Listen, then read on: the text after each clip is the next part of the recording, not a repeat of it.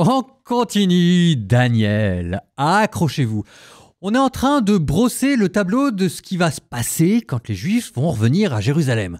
On a parlé des empires, on a dit qu'il y aurait la tribulation, l'abomination de la désolation. Enfin bref, on a sentiment que ça allait être compliqué. Est-ce qu'on peut aller encore plus loin dans les détails? Eh bien, la réponse est oui! C'est le chapitre d'aujourd'hui. C'est toujours la même vision qu'on est en train d'approfondir, et qui successivement était une statue, puis un cèdre, puis un homme qui s'est transformé en animal, puis un chariot démoniaque, et puis ensuite un bélier et un bouc. Mais voilà que maintenant, pour approfondir cette vision, on va plus utiliser Ézéchiel, on va utiliser un autre prophète, Jérémie. Parce que Jérémie avait donné une indication troublante. Il avait parlé d'une prophétie des 70 ans. Il avait dit que l'exil durait 70 ans. Pour que tout le monde suive bien, je vous redonne cette prophétie qu'on avait entendue dans Jérémie chapitre 25. Tout ce pays sera réduit en ruine et en désolation, ça c'est la chute de Jérusalem, et ces nations serviront le roi de Babylone, l'exil, pendant 70 ans. Mais lorsque les 70 ans seront accomplis, je châtierai le roi de Babylone, et de cette nation je ferai une ruine éternelle. Dans Zacharie, ces 70 ans vont devenir 70 ans, c'est-à-dire de moins 586, ruine de Jérusalem, jusqu'à moins 516, où on pense que le temple de Jérusalem vient d'être reconstruit, il se sera passé 70 ans. Oui, mais Daniel, c'est pas n'importe qui. 70 ans, lui, c'est pas suffisant, il y a autre chose, il se dit, derrière cette prophétie des 70 ans. Et il va sortir la prophétie des 70 semaines. Sous-entendu, 70 semaines d'années, et on passe de 70 ans à 7 fois 70 ans, 490 ans, Daniel, chapitre 9. La première année du règne de Darius, fils d'Assuérus de la race des Mèdes, qui était devenu roi des Chaldéens, la première année de son règne, moi, Daniel, je déchiffrai dans les livres les nombres d'années qui, selon la parole adressée par le Seigneur au prophète Jérémie, devaient s'écouler avant que prenne fin la ruine de Jérusalem. 70 ans. Tournant le visage vers le Seigneur Dieu, je lui offris mes prières et mes supplications dans le jeûne, le sac et la cendre.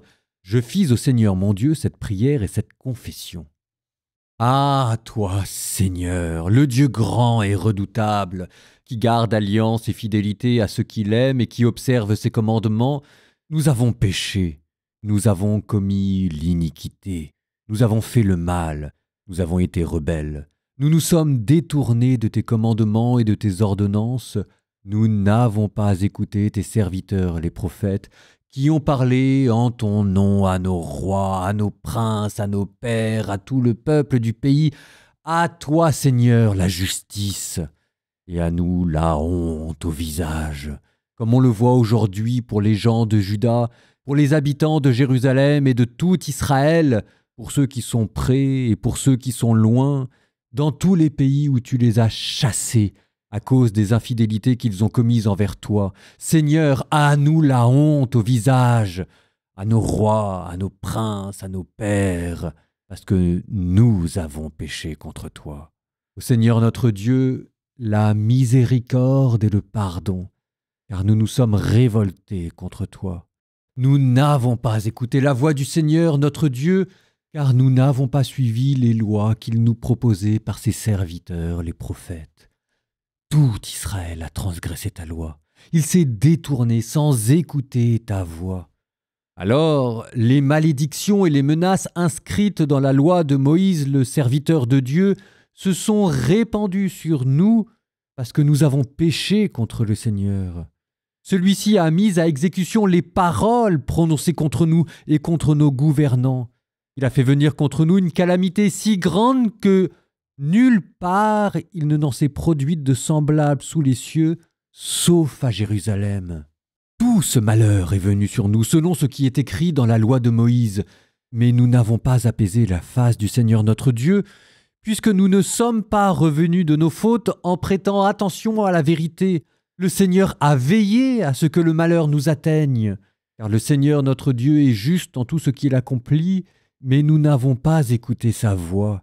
Et maintenant, Seigneur notre Dieu, toi qui, d'une main forte, a fait sortir ton peuple du pays d'Égypte, toi qui t'es fait un nom comme on le voit aujourd'hui, nous avons péché et nous avons été coupables. Seigneur, en raison de toutes tes justes actions, que ta colère et ta fureur se détournent de Jérusalem, ta ville et ta montagne sainte. Car à cause de nos péchés et de la faute de nos pères, Jérusalem et ton peuple sont objets d'insultes pour tous ceux qui nous environnent. Et maintenant, notre Dieu, écoute la prière de ton serviteur et ses supplications. Pour ta cause, Seigneur, fais briller ton visage sur ton lieu saint dévasté. Mon Dieu, tends l'oreille et écoute. Ouvre les yeux et regarde nos dévastations et la ville sur laquelle on invoque ton nom. Si nous déposons nos supplications devant toi, ce n'est pas au titre de nos œuvres de justice, mais de ta grande miséricorde. Seigneur, écoute. Seigneur, pardonne. Seigneur, sois attentif et agis. Ne tarde pas. C'est pour ta cause, mon Dieu, car c'est ton nom qui est invoqué sur ta ville et ton peuple. Je parlais encore, priant, confessant mon péché et le péché de mon peuple Israël, déposant ma supplication devant le Seigneur mon Dieu, pour la montagne sainte de mon Dieu. Je parlais encore dans ma prière, quand Gabriel, l'être que j'avais vu au commencement de la vision, s'approcha de moi d'un vol rapide à l'heure de l'offrande du soir. Il m'instruisit, me parla en ces termes.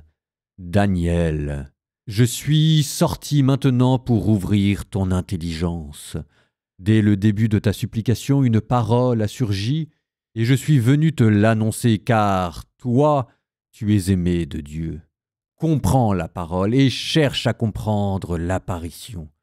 70 semaines ont été fixées à ton peuple et à ta ville sainte pour faire cesser la perversité et mettre un terme au péché, pour expier la faute et amener la justice éternelle, pour accomplir vision et prophétie et consacrer le Saint des Saints. Sache et comprends. Depuis l'instant où il fut donné l'ordre de rebâtir Jérusalem jusqu'à l'avènement d'un Messie, un chef, il y aura 7 semaines. Pendant 72 semaines, on rebâtira les places et les remparts, mais ce sera dans la détresse des temps. Et après les 62 semaines, un Messie sera supprimé. Le peuple d'un chef à venir détruira la ville et le lieu saint. Puis, dans un déferlement, sa fin viendra. Jusqu'à la fin de la guerre, les dévastations décidées auront lieu. Durant 1 semaine, ce chef renforcera l'alliance avec une multitude.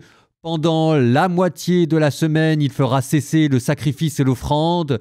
Et sur une aile du temple, il y aura l'abomination de la désolation, jusqu'à ce que l'extermination décidée fonde sur l'auteur de cette désolation.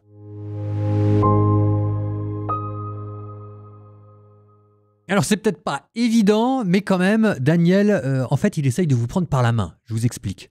En fait, il fait des zooms successifs pour que vous arriviez à bien poser les choses les unes après les autres. On a commencé avec une grande statue qui vous parlait des 4 grands empires à venir, Babylone, la Perse, la Mède et puis l'Empire hellénique. Ensuite, on s'est intéressé à 2 empires en particulier parce que c'était eux qui allaient occuper le devant de la scène pendant plusieurs siècles. La Perse et l'Empire hellénique, c'était la vision du bélier du bouc. Et maintenant, comme il va y avoir Antiochos Épiphane, et qu'avec lui on va souffrir, et bien à nouveau un 3e zoom sur Antiochos Épiphane, ça vous a donné la prophétie des 70 semaines que vous avez entendue. Donc ne soyez pas trop chien avec Daniel, qui malgré les apparences, essaye de vous prendre par la main et de vous bichonner. En tout cas, il prend soin de vous. Donc, 70 semaines d'année, dimension symbolique. 7, chiffre parfait. La semaine, c'est l'ordre du cosmos, les jours de la création. 7 semaines, ça fait 7 x 7, 49, ça reprend la symbolique du jubilé. Tous les 49 ans, il devait y avoir une grande année où on remettait les dettes, où on libérait les esclaves. Donc il y a beaucoup de symbolisme derrière. Bon, ça, c'est pour la dimension symbolique. Maintenant, on rentre dans le dur. Donc, 70 semaines, 490 ans, comment ça va se passer à l'intérieur? On y va. Vous aurez d'abord une grande période introductive. 49 ans, une première période suivie de 62 semaines, soit 434 ans, soit 49 plus 434, 493 ans avant l'arrivée d'Antiochus Épiphane. Daniel vous dit, vous aurez le temps de vous préparer. Donc, première période de 49 ans. Dans le texte, c'était, sache-le donc et comprends, depuis la sortie d'une parole concernant la restauration et la reconstruction de Jérusalem jusqu'à un chef ou un, il y a 7 semaines. 7 semaines d'année, soit 49 ans. Ça, dans la tête de Daniel, ça correspond à la reconstruction du temple après l'exil. Daniel vous a parlé d'un ouin à cette occasion. On pense qu'il s'agit de Zorobabel. Bah, c'est qui Zorobabel? Pas de panique, on en parlera plus tard dans les livres bibliques à venir. Ok, première période, 49 ans. Après, on avait parlé de 62 semaines, 434 ans. Dans le texte, c'est toujours le verset 25, il y a 7 semaines, et pendant 62 semaines, elle sera reconstruite, place des fossés, mais dans la détresse des temps. Dans la tête de Daniel, ça, c'est le repeuplement et la reconstruction de Jérusalem en entier, pas seulement le temple, qui va se poursuivre pendant 434 ans, et il y aura des temps de détresse parce qu'on a vu qu'il y a les empires qui allaient se succéder, se battre, l'empire perse, l'empire hellénique, etc. Donc, deux premières périodes initiales, 49 ans plus 434 ans, soit 483 ans au total, d'ailleurs je m'étais un peu trompé avant, 483 ans avant l'arrivée d'Antiochos Épiphane. Zoom à nouveau. Antiochos Épiphane, on l'a dit, c'était un empereur séleucide. L'empereur séleucide, c'est un des 4 empires qui est né de l'empire d'Alexandre le Grand. Antiochos Épiphane veut imposer l'hellénisme pour unifier son royaume. Ce zoom final dans le texte, ça s'appelait une semaine d'année, soit une persécution intense qui allait durer 7 ans, après donc nos 483 ans. C'est comme ça qu'on arrive à 490 ans. Ok pour tout le monde? Bon, on reprend ces 7 dernières années finales. Dans le texte, c'était le verset 26. Après les 62 semaines, un oin sera retranché sans successeur. Après les 62 semaines, c'est-à-dire toute cette grande longue période initiale, un oin sera retranché, sous-entendu, un grand prêtre sera déposé et assassiné. Bon, bah ça, on connaît son nom, ce sera Onias III, grand prêtre assassiné en moins 171. Assassiné par qui? Je vous le donne dans le mille et mille, Antiochos Épiphane. On retourne à Daniel dans notre verset qui décrit ces 7 dernières années. Alors, le peuple d'un chef à venir arrivera pour détruire et piller le sanctuaire. Ça, je vous l'ai dit, c'est Antiochos Épiphane qui interdit les pratiques religieuses juives et qui envahit Jérusalem. On raconte qu'il aura tué quasiment toute la population de Jérusalem, toute la population mâle. Ils vont tuer des milliers de juifs, ils vont profaner le temple, on sera en moins 167, et ça va se terminer dans une apothéose de violence et de sang. C'était déjà pas mal, mais on était dans les 7 dernières années, et voilà que dans les 7 dernières années, à nouveau, un zoom sur les 3,5 dernières années à venir, où là, ça va être le déchaînement, la grande tribulation. C'était le verset 27. Il imposera une alliance ferme à un grand nombre pour une semaine, et à la moitié de la semaine, c'est-à-dire 3,5 ans, il fera cesser le sacrifice et l'offrande. Sur l'aile du temple, il y aura l'abomination de la désolation. La statue païenne installée dans le temple. Et après ça, on est arrivé au terme de nos 490 ans. Il y aura la grande libération, le jubilé ultime. Prière finale. Nous terminons par une prière. On continue notre cantique des 3 jeunes gens dans la fournaise. Au nom du Père et du Fils et du Saint-Esprit. Amen. Toutes les œuvres du Seigneur, bénissez le Seigneur. À lui, haute gloire, louange éternelle. Vous, les anges du Seigneur, bénissez le Seigneur. À lui, haute gloire, louange éternelle. Vous, les cieux, bénissez le Seigneur. Et vous, les eaux par-dessus le ciel, bénissez le Seigneur. Et toutes les puissances du Seigneur, bénissez le Seigneur. Et vous, le soleil et la lune, bénissez le Seigneur. Et vous, les astres du ciel, bénissez le Seigneur. Vous toutes pluies et rosées, bénissez le Seigneur.